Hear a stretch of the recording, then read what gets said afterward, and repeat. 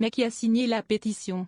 Ce lundi 21 juillet, c'est la possible implantation d'un Carrefour City dans un quartier parisien qui déchaîne les internautes. Plusieurs habitants du 6e arrondissement auraient signé une tribune contre l'arrivée de l'épicerie, craignant des nuisances et pour leur sécurité. Les auteurs de la pétition auraient préféré un truc un peu classe, moins populaire.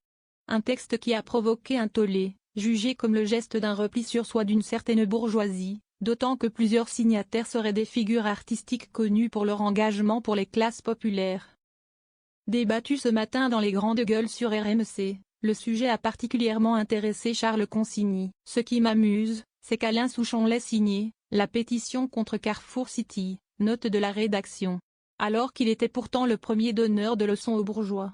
Sa fameuse chanson Mais comprenez-moi, sous mes persiennes, etc. Dans les poulaillers d'Acajou, c'est la volaille qui fit l'opinion. Il se moquait beaucoup des bourgeois, il en est devenu un, a vivement déclaré la grande gueule. Et l'avocat ne s'arrête pas en si bon chemin. Il poursuit, c'est marrant comme c'est souvent comme ça la gauche caviar, qui ne veut pas en bas de chez elle ce qu'elle professe pour les autres.